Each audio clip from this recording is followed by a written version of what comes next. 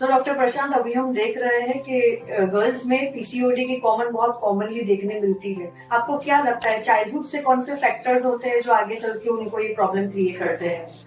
Childhood में सबसे पहला प्रॉब्लम अगर हम देखें तो जो उनकी हैबिट है, लाइफस्टाइल चेंजेस जो आ रहे हैं, उसकी वजह से शायद पीसीओडी के केसेस हम ज्यादा देख रहे हैं। सबसे पहला होता है न्यूट्रिशन, जिसमें हम ये देखते हैं कि उनकी जो आदत होती है खाने पीने की, जंक फूड ज्यादा लेना या high salt, high sugar and high fat, ये सब चीजें जब बच्चे ज्यादा लेते हैं तो उनकी वजह से उनमें ओबेसिटी ज्यादा आ रही है।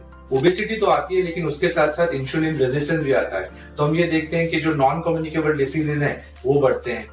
प्लस ये बच्चे एक्सरसाइज जो करते हैं वो काम करते हैं, स्लीप उनकी बहुत अच्छी नहीं होती है। तो जब हार्मोनल चेंजेस आते हैं उस टाइम पे कई बार ये देखा गया है कि उनके पीरियड्स भी बहुत इरेगुलर होते हैं। तो इन सब की वजह से शायद पीसीओडी ज्यादा हो रहा है। तो पीसीओडी को हम यूजुअली ये कहते हैं कि वो ट्रायड होता है, कि ओबेसिटी होती है, मेंस्ट्रुअल इरेगुलरिटीज होती है और हर्स्यूटिज्म होता है, मतलब बॉडी पे हेयर ग्रोथ होता है। तो ये चीजें गर्ल्स में थोड़ी ज्यादा दिखाई गई।